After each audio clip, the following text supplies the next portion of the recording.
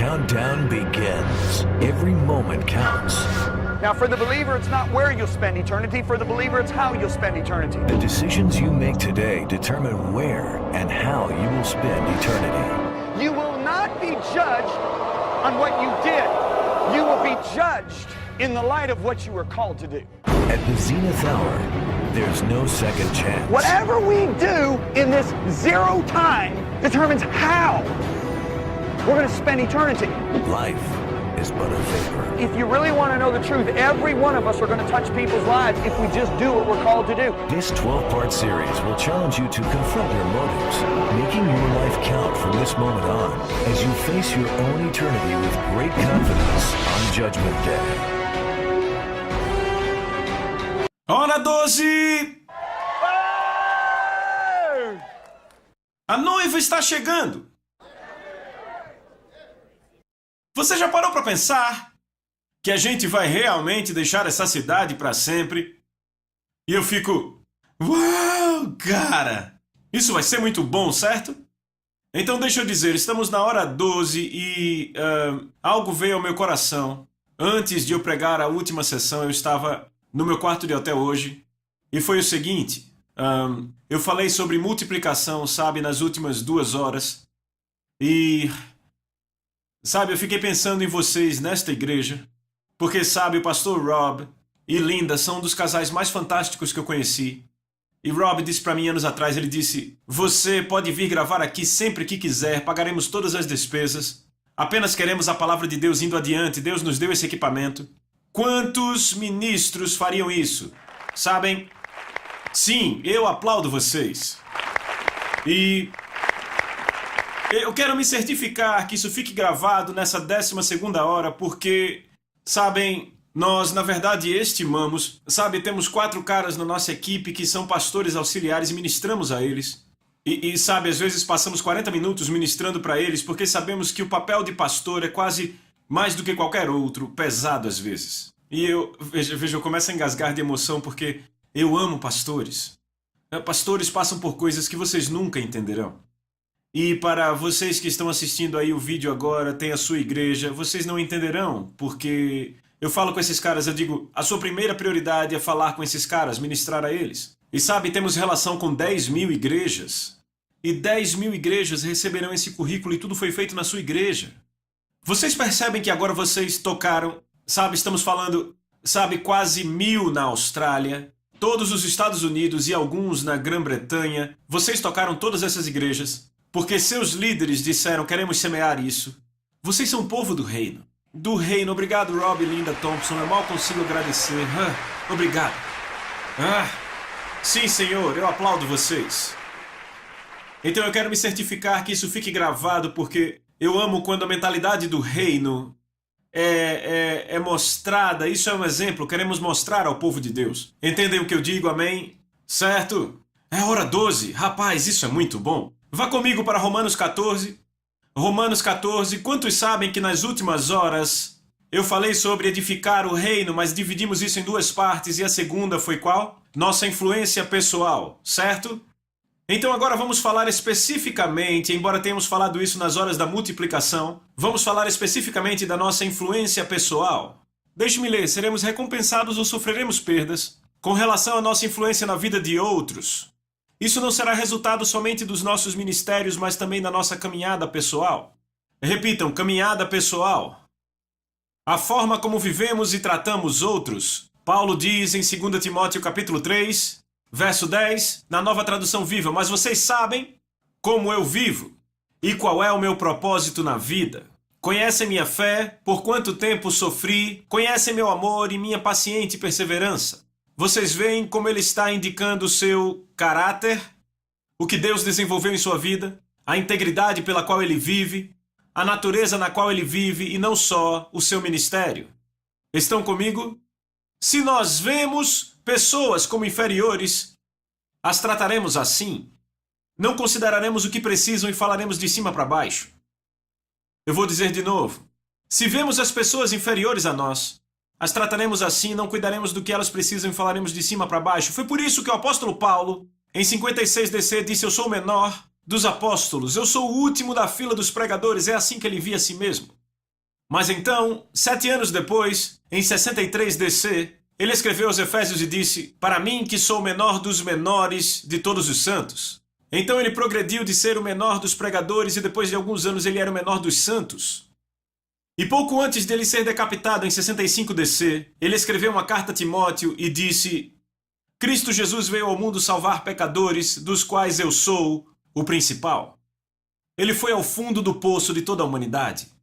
Este deve ser nosso progresso. Devemos crescer em humildade, não crescer em orgulho. Quanto mais você vê a Deus, quanto mais conhece a Deus, quanto mais sabe que conhece a Deus, mais você cresce em humildade. Qualquer um que diz eu conheço a Deus e não anda em humildade, mas em arrogância, em orgulho, ele não conhece a Deus. Certo? Estão comigo? Eu disse, estão comigo? Se vemos pessoas como inferiores, as trataremos assim, não cuidaremos das suas necessidades e falaremos de cima para baixo. Se valorizarmos as pessoas, procuraremos edificar e fortalecer as suas vidas com o coração cheio de compaixão e amor.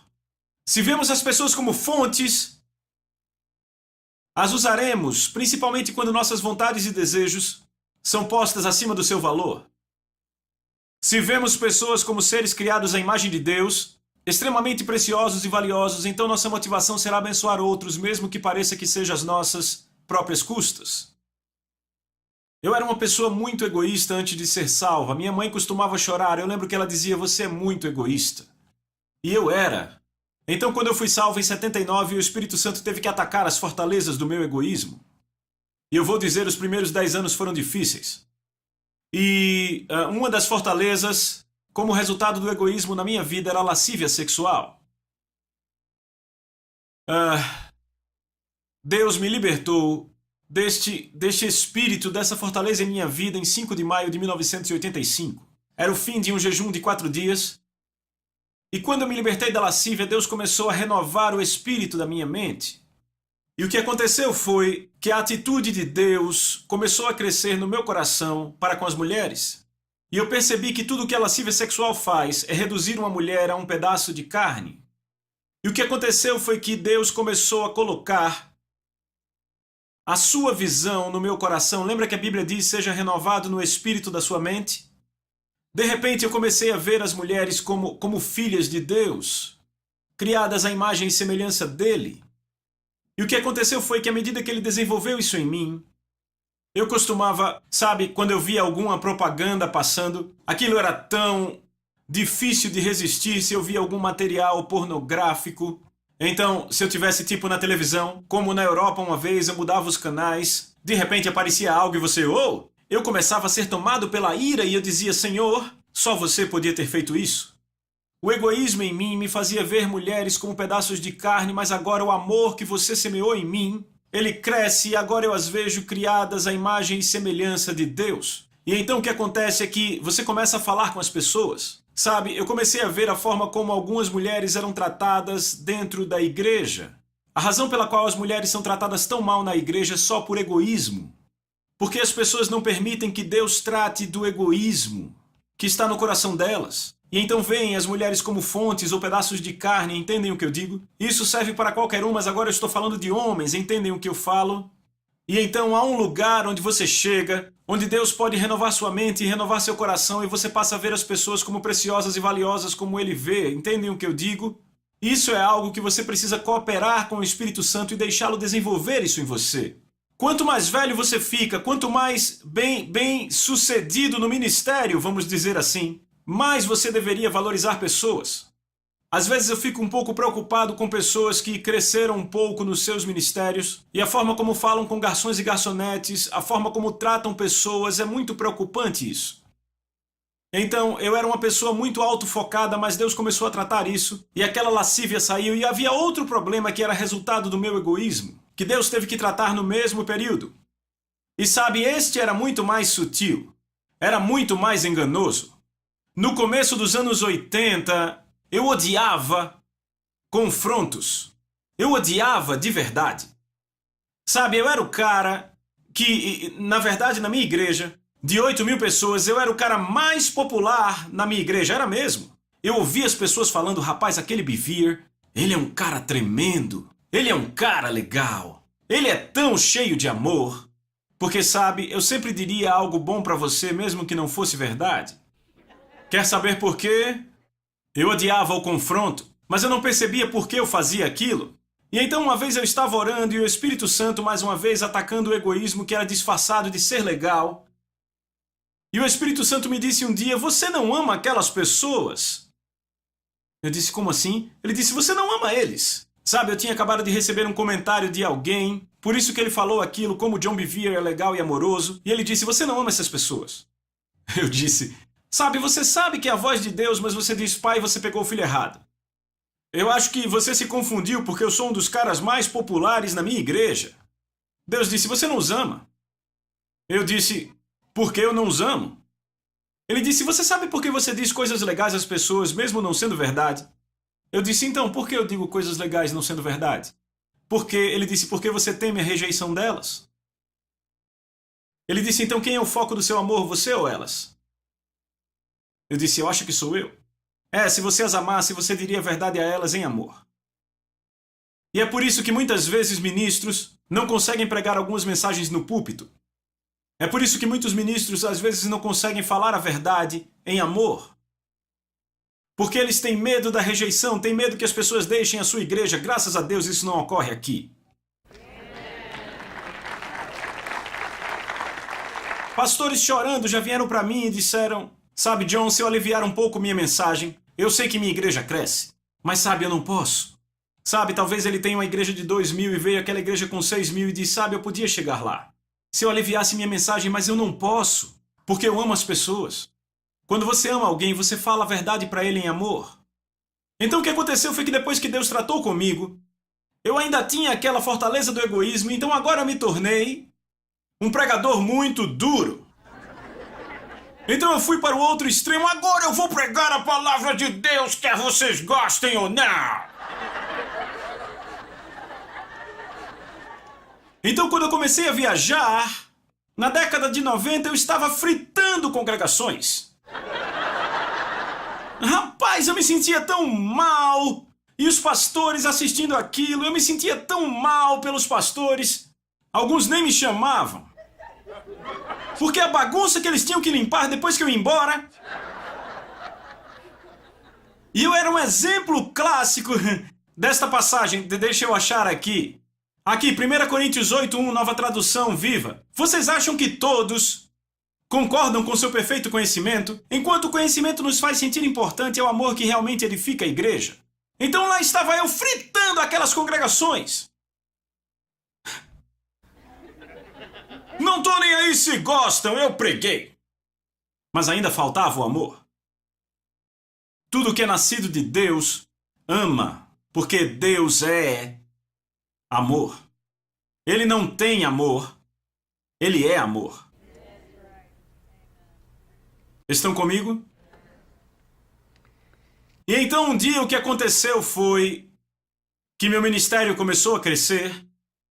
E começamos, sabe, a pregar em outros continentes, nações. Eu fui a uma conferência, falei numa conferência.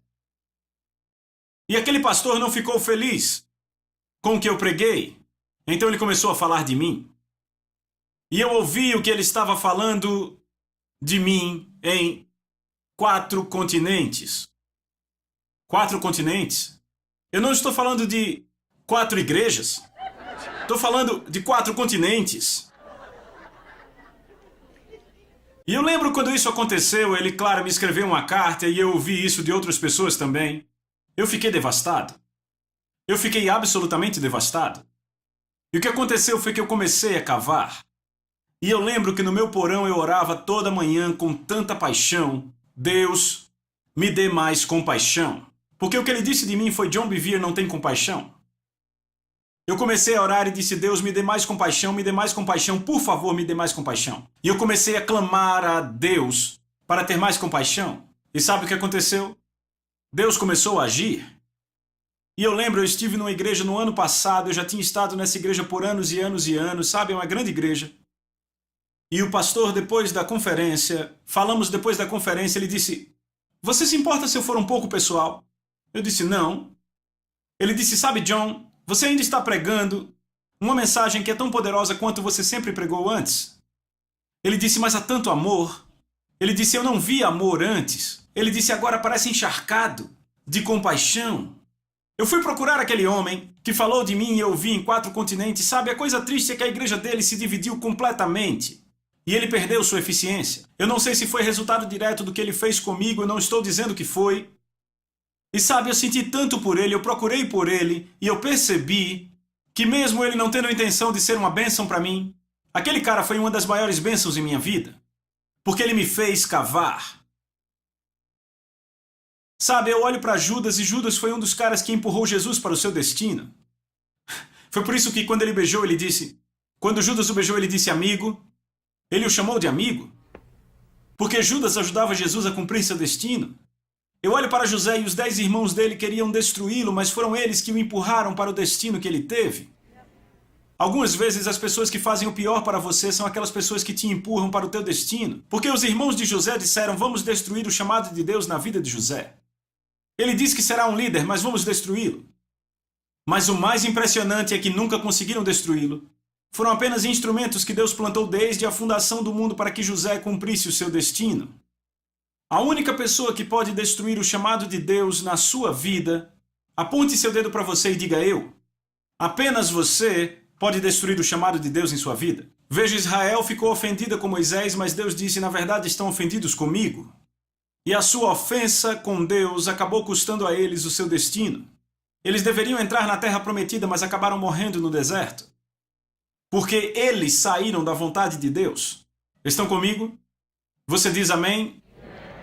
O objetivo é o amor de Deus e tudo se resume a como vemos as pessoas. Se permitirmos que o amor e a compaixão de Deus cresçam em nossas vidas, não encararemos as pessoas com desprezo. Isso alimenta o tratamento crítico, as atitudes julgadoras, a aspereza em nosso comportamento, etc. Eu quero ir para Romanos capítulo 14, vejam o verso 10, por favor. Por que você critica e julga o seu irmão? Ou por que você o despreza ou diminui o seu irmão? Porque todos compareceremos diante do tribunal de Cristo. Verso 12, assim pois cada um de nós prestará conta de si mesmo, dará uma resposta com relação ao julgamento a Deus. Sabe, a razão pela qual Paulo trouxe o tribunal de Cristo tem a ver apenas com uma coisa: desprezar ou criticar seu irmão. Não é impressionante? Esta é a coisa específica da qual ele falou a respeito do tribunal de Cristo. Se crentes perderem de vista o segundo maior mandamento, que é amar uns aos outros, evidentemente cairemos na armadilha da qual Paulo fala, desprezando uns aos outros. Esta mentalidade é especialmente encontrada quando alguém possui conhecimento bíblico fora do fundamento dos frutos do Espírito. A Bíblia diz que Deus é amor, certo? Como falamos antes, ele não tem amor, ele é amor. Então não devemos ser diferentes, pois fomos recriados à sua natureza. Eu quero que você vá comigo para 1 Coríntios capítulo 13, verso 1. E eu quero ler isso para vocês. Esta noite nós vamos ler da Nova Tradução Viva. Paulo diz, se eu pudesse falar qualquer língua no céu ou na terra, mas não amasse as pessoas, eu estaria apenas fazendo barulho sem sentido, como um alto gongo ou um símbolo retinindo. Se eu tivesse o dom da profecia, e se eu conhecesse todos os mistérios do futuro, e conhecesse tudo sobre tudo, e não amasse os outros, de que serviria? Se eu tivesse o dom da fé e falasse com uma montanha e ela se movesse, sem amor eu não teria nada de bom para ninguém. Deixa eu dizer isso, o amor se origina no coração. Quantos sabem que há 3 níveis de comunicação? Vamos, fale comigo, quantos sabem disso? Eu fico feliz porque pelo menos 10 sabem. Não, tudo bem, eu não acho isso ruim, mas por favor entendam. Há 3 níveis de comunicação. Palavras são o nível mais baixo da comunicação. Porque você pode olhar para seu irmão em necessidade e disser, seja aquecido e alimentado, a Bíblia diz, como se a compaixão não for manifesta, o amor habita em você. Certo? Você pode dizer a seu irmão, eu vou orar por você, mas se ele tiver necessidade de comida ou coisas cotidianas, como o amor de Deus habita em você, então a forma oral é a forma mais baixa de comunicação. O próximo nível de comunicação é a ação. Mas não é o nível mais alto. Eu disse, não é o nível mais alto. Diga, não é o nível mais alto. Sabe por que eu digo isso? Porque Paulo disse, se eu der tudo o que eu tenho aos pobres, e mesmo entregar meu corpo para ser queimado, esta é a ação mais elevada de amor que você faria. Mas ele diz, você pode ter essa ação elevada de amor e ainda assim não ter amor. Ele diz, pois se eu der tudo que tenho aos pobres e entregar meu corpo para ser queimado e não tiver amor, de nada se aproveita. Então isso me diz que o nível mais alto da comunicação é aquele do coração. É onde o amor se origina. O amor se origina em seu coração, é por isso que tem que haver a obra do Espírito Santo. Por isso eu sou tão grato por aquele ministro que me fez implorar por compaixão a Deus. Eu não conseguiria sozinho. Eu me ajoelhei a Deus e disse, eu preciso. Então aquilo pelo que você deve orar é por muita graça, muito amor e muito temor do Senhor. Vocês entenderam isso? Por tudo o que falamos, vocês entenderam? É isso que vai funcionar, é isso que vai multiplicar a graça de Deus na sua vida. Você pode dizer amém? Deixe-me ler isso para vocês. Direto do livro. Quando amarmos, seremos pacientes e bons com os outros, não invejaremos o sucesso dos outros, porque será nossa paixão vê-los vencer. Jamais nos gabaremos de nós mesmos e abandonaremos toda arrogância e orgulho, não exigiremos que as coisas sejam feitas do nosso jeito, não ficaremos irados por uma postura impaciente, não guardaremos registros de quantas vezes fomos injustiçados, mas decidiremos perdoar e liberar toda a dívida. Nunca riremos da injustiça, mas teremos paixão pela misericórdia e pela verdade, jamais desistiremos das pessoas, nem perderemos a fé e sempre esperaremos e acreditaremos no melhor. Sempre veremos as pessoas como inocentes até se provarem culpadas e não culpadas até se provarem inocentes. E mesmo assim esperaremos o arrependimento e a restauração. Seremos cheios de esperança e suportaremos qualquer dificuldade em benefício do reino ou do bem-estar de outros. Resumindo, viveremos para ver a edificação piedosa dos outros que só pode ser encontrada na conformidade delas a Cristo e no cumprimento da sua vontade em suas vidas. Você pode dizer amém? Sabe, eu tenho um amigo muito querido e toda vez que eu ia para a igreja dele, ele dizia, você quer ficar no hotel luxuoso ou no hotel rico? Ah, no hotel rico, por favor. E, sabe, eu nunca vi um homem tão extraordinário. Jack voltou para casa com o Senhor em maio desse ano. Ele estava indo fazer uma cruzada no Zimbábue, pegou um avião em Amsterdã e teve um ataque cardíaco. Eu nunca vi um homem amar sua esposa e suas filhas como aquele homem. Eu nunca vi um homem amar sua congregação e chorar por sua congregação como aquele homem. Eu nunca vi um homem tratar garçons e garçonetes da forma como ele fazia. Quando eu fui a seu funeral, você não acreditaria quantas milhares de pessoas estavam lá. E sabe, muitos mais ainda foram salvos e foram à sua igreja. E sabe quem eram? Garçonetes, garçons, valetes. Eram pessoas da cidade, porque onde quer que estava Jack Wallace, você não o tratava como a pessoa mais importante. Você era a pessoa mais importante. E eu me lembro, todos aqueles líderes estavam no funeral, Tony Barnett e vários outros líderes. E eu lembro que todos foram convidados a falar um pouco. Foi um funeral de 4h30. E imagine, vários pregadores lá, você deve entender. E Lisa e eu fomos os primeiros, depois foram outros, mas cerca do quinto cara a ir até lá foi Jim Bakker. E Jim Bakker se levantou e olhou para aquela congregação. E ele disse, eu achava que eu era o melhor amigo de Jack Wallace. E o lugar inteiro estourou em riso. Porque era exatamente assim que ele fazia você se sentir e era exatamente isso que você era para ele, estando na presença dele. Eu ouvi falar com um valet, alguém que estava estacionando seu carro, eu ouvi falar com um garçom e eu via tratá-los como os seres humanos mais preciosos. Ele os tratava como seres humanos, nunca os desprezava, ele deixava gorjetas que me impressionavam. E sabe, eu não entendia no começo, mas depois entendi. Sabe, andando com pessoas como ele e outros, Pastor Rob, Linda, você aprende. E eu pensei, tá certo, eles são valiosos. Que forma de poder usar dinheiro para influenciar a vida das pessoas, como Jesus disse, usem o dinheiro para influenciar pessoas às suas habitações eternas, e no final elas te receberão na tua habitação eterna.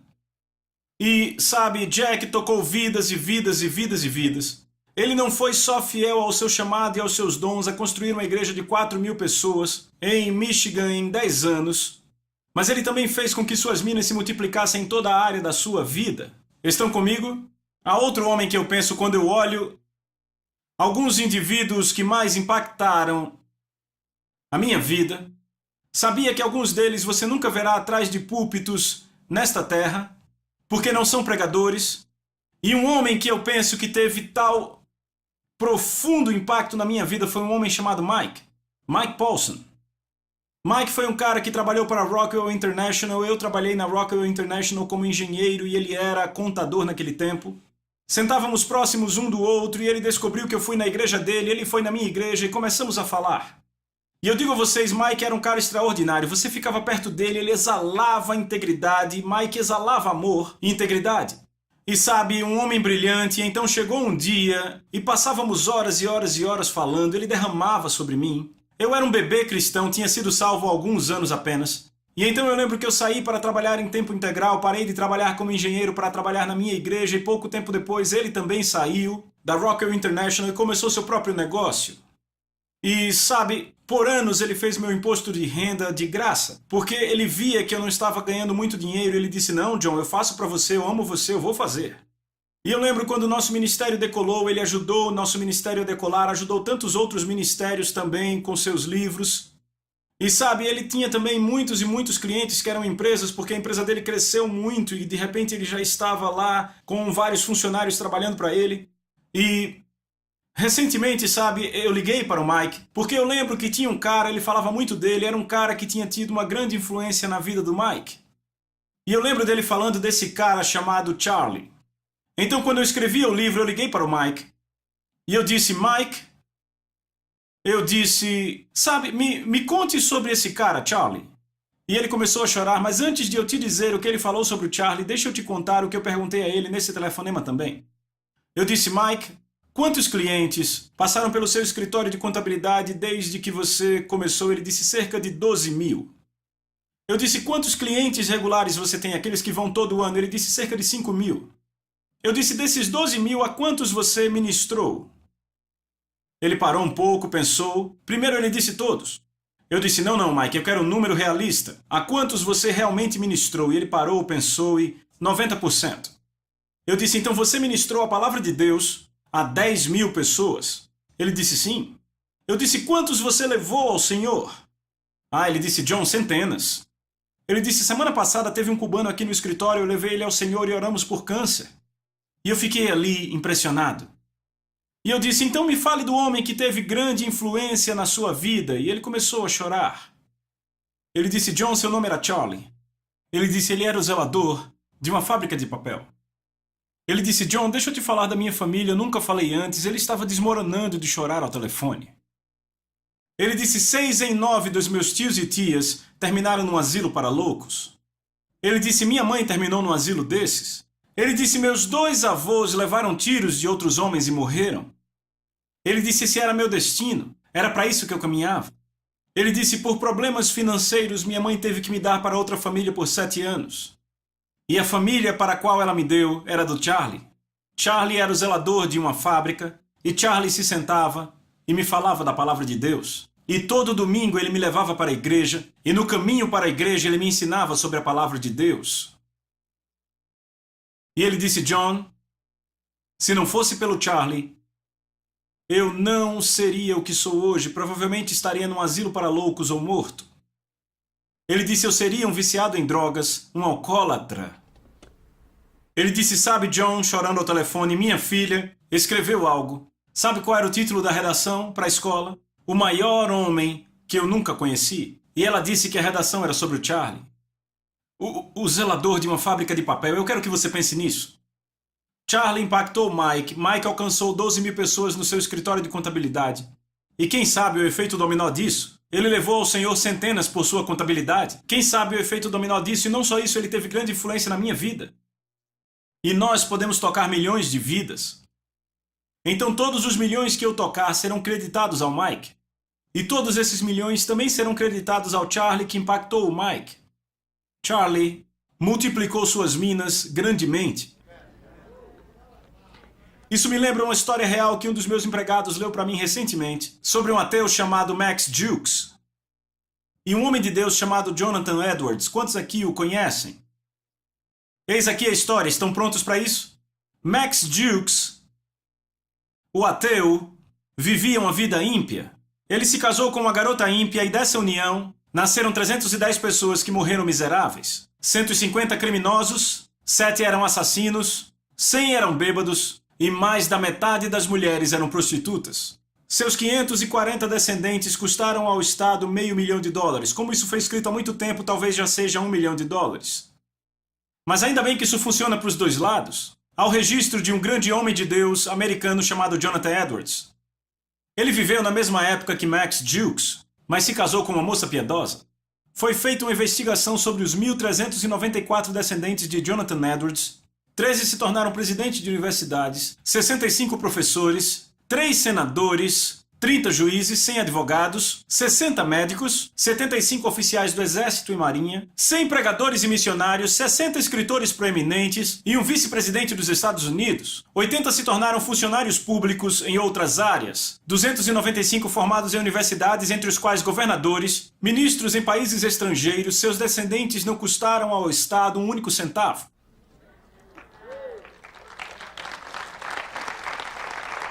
Estes homens, Charlie, Mike e Jonathan Edwards, influenciaram um número tão grande de vidas que a influência deles levou a um legado. Embora não tenha sido um ministério público como Jonathan Edwards não foi, que impactou as multidões que falamos, mas suas vidas pessoais, este privilégio Deus dá a cada um de nós. Eu penso em você, pastor, que me contou sobre sua experiência no céu noite passada. Aí está você, um pastor auxiliar fiel nessa igreja. E Deus te deu uma viagem para o céu ano passado. E Jesus te mostrou a fila de pessoas que você tocou. E você disse que a fila era tão grande que não dava para ver o fim. Deus dá a cada um de nós a chance de tocar vidas de pessoas e multiplicar as minas. Ninguém fica sem receber a chance. Você pode dizer amém? Como você responde ao policial, a forma como fala com seu pastor, a maneira como conduz sua vida financeira, as palavras que usa com indivíduos, a lista continua e tudo afeta as vidas daqueles ao seu redor. Você será um construtor ou uma pedra de tropeço? Sim, cada um de nós prestará contas pessoais a Deus. Então não se condenem mais uns aos outros. Decidam viver de tal maneira que não coloquem um obstáculo no caminho de outro cristão. Busquemos a harmonia na igreja e tentemos edificar-nos uns aos outros. Isso é Romanos 14, 12 e 19 na Nova Tradução Viva. Paulo fala isso em relação direta com o tribunal de Cristo. Cada influência que exercemos sobre as pessoas passará por um exame detalhado. É muito importante que tenhamos isso diante dos olhos o tempo todo. Isso nos motivará a vencer. Repitam, vencer. Vocês sabem disso aqui. Ao invés de olharmos para nós mesmos, ou seja, vencendo, estamos correndo nossa carreira com um propósito a cada passo, ganhando o prêmio. Amém? Rebecca Rutter Springer foi uma mulher que viveu no século XIX. E ela teve o privilégio de ir para o céu. Ela esteve no céu, Deus sabe quanto tempo, pois ficou de coma por meses, mas ela escreveu um livro que é um dos livros mais famosos, que se chama Intramuros, Meu Sonho com o Céu. E no seu livro ela fala de um grande homem de Deus no céu que olhou para ela e disse o seguinte. Ela diz, e eu estou citando do livro dela, se pudéssemos entender enquanto ainda somos mortais, que dia a dia estamos construindo para a eternidade. Quando eu li isso me alegrei muito, porque eu já tinha escrito quase todo o livro. Se pudéssemos entender que enquanto ainda somos mortais, que dia a dia estamos construindo para a eternidade, como nossas vidas seriam diferentes de muitas maneiras. Cada palavra gentil, cada pensamento generoso, cada ato altruísta se tornará uma coluna de eterna beleza na vida que virá. Outra grande forma de influenciar pessoas é conduzindo pessoas a Jesus.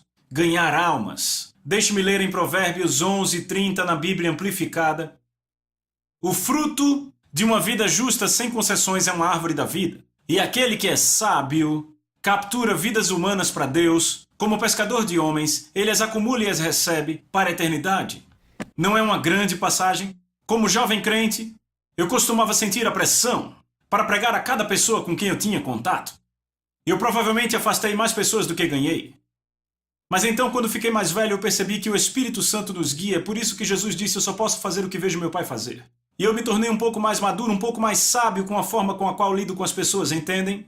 Uma das pessoas que eu tive o privilégio de levar ao Senhor foi minha própria esposa, Lisa Bevere.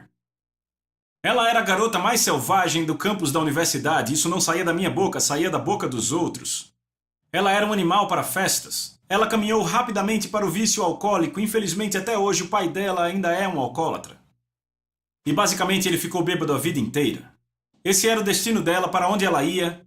E Deus pôs em meu coração, eu disse, Senhor, não ficarei com nenhuma outra mulher até minha esposa vir. Porque antes de eu ser salvo, namorar era um hobby, mas depois que eu me converti, namorei 3 garotas e as 3 cristãs. 2 queriam casar comigo, eu queria casar com a terceira e nenhuma era de Deus. Então quando eu saí da terceira relação, eu disse, Deus, eu não vou namorar mais, você traga minha esposa. Então Deus pôs no meu coração para eu sair com a garota mais selvagem do campus. Eu coordenava um estudo bíblico na universidade e todas as garotas achavam que eu tinha me desviado, mas eu tinha convidado ela para vir para o estudo bíblico no sábado à noite. Depois do estudo bíblico, ela veio apertar minha mão, já era 1:30 da manhã, eu tinha pregado até meia-noite. 1:30 ela apertou minha mão e disse, precisamos de uma Bíblia. Eu disse, para quê? Ela, para fazer isso. Fazer o quê? Ela disse, ser salva. Eu disse, não, eu não estou falando bem disso, Lisa. Ela disse, não importa, eu quero isso agora. Ela foi salva de 1:30, cheia do Espírito às 2:15. Ela voltou ao dormitório e das 3 às 5 estava procurando o livro de Paulo. Às 5 da manhã, ela escutou o Espírito Santo dizer para ela Coríntios e achou o texto que diz que se alguém está em Cristo é uma nova criatura. Ela ficou louca porque Deus falou com ela. Na manhã seguinte, ela deixou o dormitório e foi para casa porque seus pais moravam em outra cidade. E a sua mãe era crente e orava por ela há anos, e quando ela viu Lisa entrando pela porta, ela caiu aos pés da Lisa chorando e disse: "Você foi salva a noite passada, não é?" Ela disse: "Eu fui." Ela disse: "Sabe, o homem que me levou ao Senhor será meu marido." A mãe dela disse: "Ah, querida, você só está atraída por ele porque ele te levou ao Senhor." E ela disse: "Se tem algo que não estou, é atraída." Foi um insulto absolutamente maravilhoso. Você pode dizer amém? A Lisa namorava com caras que te batiam se você olhasse torto pra eles. Jogadores de beisebol, jogadores de rugby, uns caras sérvios, sabe? Esse tipo de coisa. Deixa pra lá. E... eu não era o tipo dela. Ela me chamava de tenista magrelo. Agora eu sou o gatão sexy. Eu acho que isso é muito bom. Mas continuando, ela disse: "Mãe, Deus falou comigo essa manhã e me disse que eu vou casar com John, que ele vai ser meu marido." Agora deixa eu dizer algo. Lisa Bevere hoje já escreveu livros que são best-sellers nacionais, 5 best-sellers. Seus livros já estão perto de 1 milhão de cópias. Eu acho que estão em 700 mil agora. Ela prega em conferências de mulheres e ministra para milhares de mulheres toda vez que ela vai pregar numa conferência. Ela já esteve no mundo todo, já esteve na Austrália ministrando a mulheres, já aqui nos Estados Unidos, está na Europa, ela vai para as Filipinas amanhã, ela vai se encontrar com o presidente das Filipinas na quarta, ela vai falar para cerca de 15 mil mulheres nas Filipinas essa semana. E sabe o que é realmente legal? Cada pessoa que ela tocar, eu recebo crédito. E isso não veio do lado dos meus talentos, veio do lado das minhas minas. Eu a levei ao Senhor em um nível pessoal. E agora todas as pessoas que ela toca veem o que eu digo. Sabe o que mais, pessoal? Sabe, senhoras e senhores? Algumas das coisas mais insignificantes, aquelas coisas que para mim pareciam ser as mais insignificantes, acabaram sendo as coisas mais significantes da minha vida. Nunca menospreze a direção do Espírito Santo. Você pode levar alguém ao Senhor no meio da rua e nunca mais vê-lo, e então ele acaba sendo um Bill Wilson. E quanto ao cara que encontrou Bill, meu querido amigo Bill, embaixo do banco do parque? Ele o levou a Jesus e cuidou dele. E agora Bill Wilson já tocou milhões de vidas por todo o mundo, por causa daquele cara que ouviu o Espírito Santo e tocou aquele garoto. Sabe, podemos continuar aqui, mas eu digo, Deus dará oportunidade a todos. Você pode levar alguém do seu trabalho, alguém inesperado. Você pode levá-lo ao Senhor. Você pode dizer algo que no fim vai levá-lo ao Senhor. E então ele pode acabar ministrando a milhões de vidas.